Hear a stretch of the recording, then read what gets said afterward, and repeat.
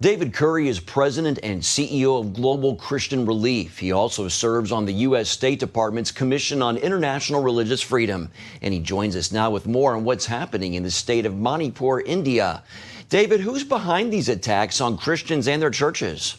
Well, there's some ethnic tensions in Manipur, which is in the northeast. It's a state in the northeast of India.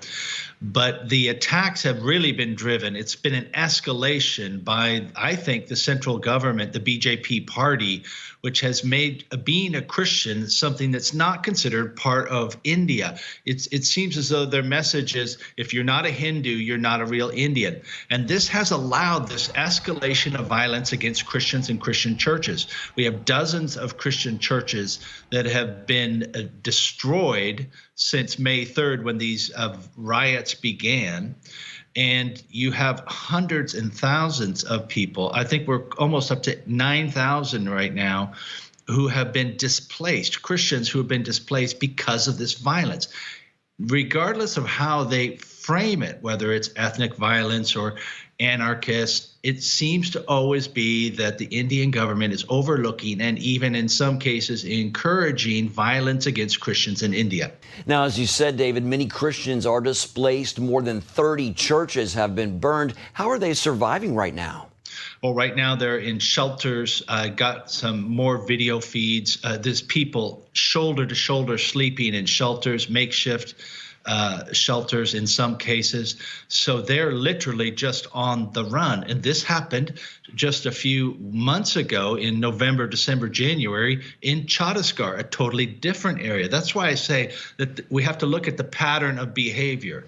In both cases, especially right now in Manipur, we have video evidence that shows the police assisting the rioters in attacking the churches. This is why you have to look at what they do, not what they say. And the central government and the local government seem to be in collusion with rioters that attack Christian churches and individuals.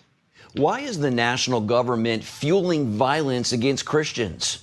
Well, India is a country that has lots of different languages, lots of different currencies. They've been very pluralistic in many ways. But since 2014, when Prime Minister Modi took over, he's been trying to force a one India vision, one religion, one currency.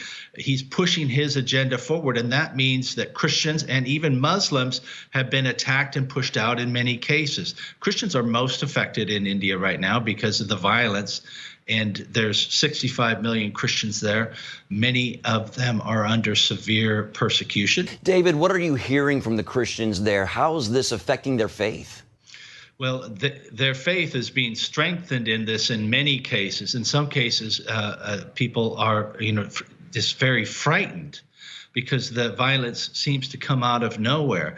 It's as though they're using any political motive.